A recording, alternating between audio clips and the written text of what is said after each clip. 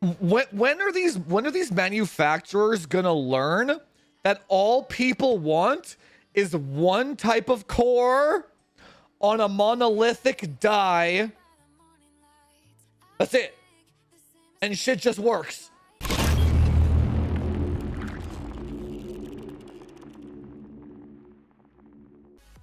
We are entering an age of algorithms and schedulers. It's wild, man. It's wild. It's like...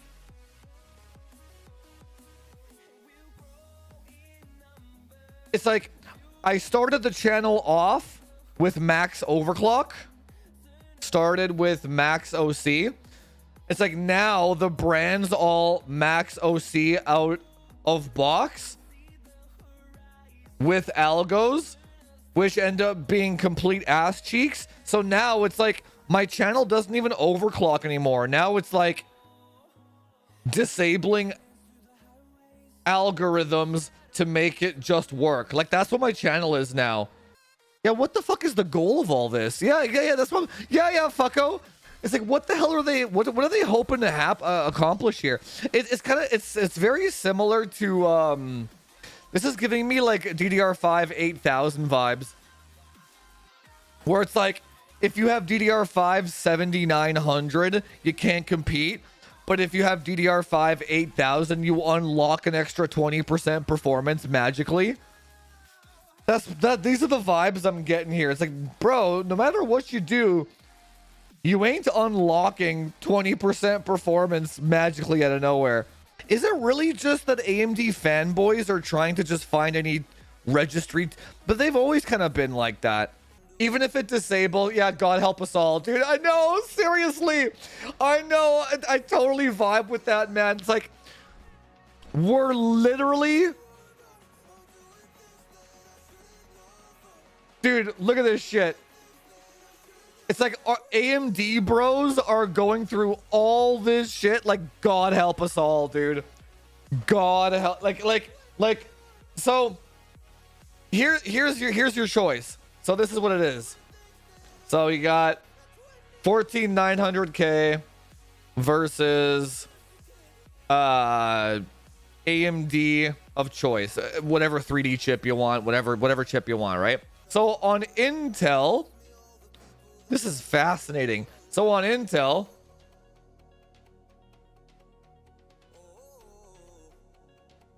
you have to disable eCores, Windows 10, lock cores, worry about I mean, lock cores. How should I? Voltage, sweet spot, and then like memory, QVL, stability. It's like those are all the problems with the Intel platform, right? It's like 5-minute boot. Fuck me, dude. USB instability. Have to run CMD script. Like that's the dude, that is the weirdest thing to me. I can't believe, dude, of all the fucking CPUs that we've had launch, the fact that AMD literally released a CPU that makes users run a command prompt script to make run properly, dude. It's just like, it's so perfect, dude. Because AMD bros have been doing registry tweaks since the dawn of its conception, dude. It's so fucking funny that AMD now wants you to do registry tweaks to make their shit work out of the box. You can't make this up. You can't make this up, dude. It's so funny. You literally can't make that up. It's, oh my God, man. Jesus. Dip.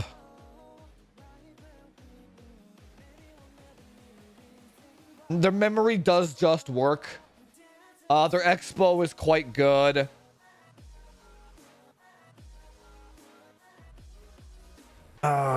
Windows judder. Although that's the same as the dip, really. Game bar, scheduler. Dude, this is insanity. Dude, it's insanity. What's going on here? On both platforms. Process Lasso would be for both of these if you want to have E-cores on.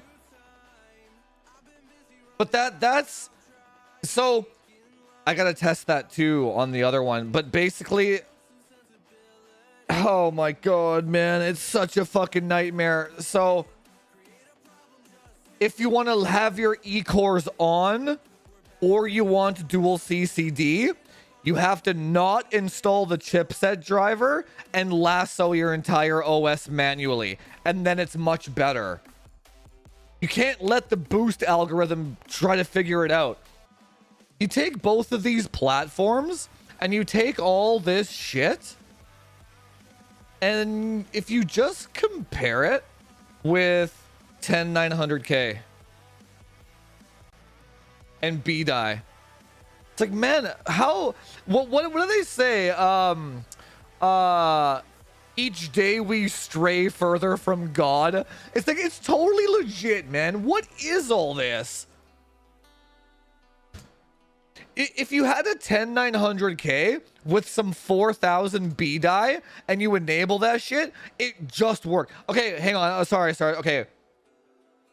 SA voltage. That was the only problem with this platform.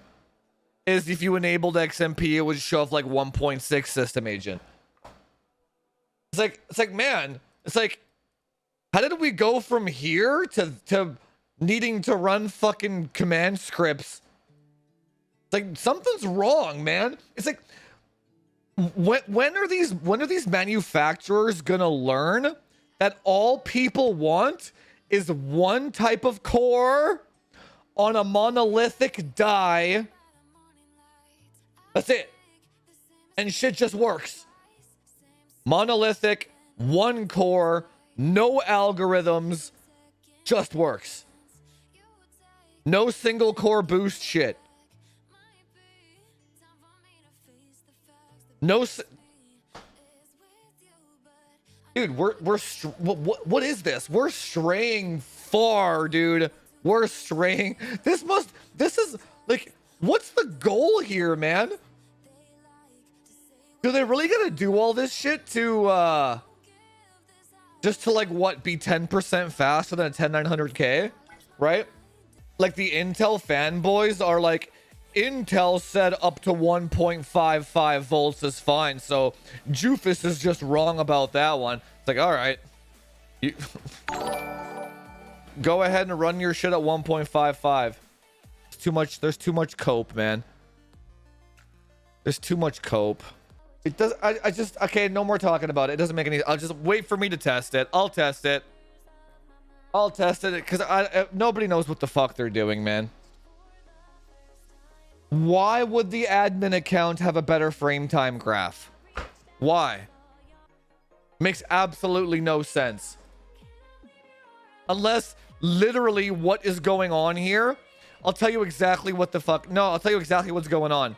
So, motherfucker probably has like L-Connect and all of his RGB software and fucking ad blockers and ISLC. Probably has all that shit fucking installed on that user account. And then he goes and runs the admin account and all that shit's off. I guarantee that's what it is. Anyway, pick your poison. These new platforms all seem like complete ass cheeks to me. But if I had to make a choice, disabling E-cores and locking the cores doesn't seem that bad. But I'll find out. I have the 9950X coming. I'll find out. I'll be doing all this shit. And we'll find out what makes that thing tick. Don't worry. But this seems I'm gonna have to have like 5 different NVMe drives with different settings on them to check back to back and shit. It's gonna be a complete disaster. Anyway, let's call it there today, boys.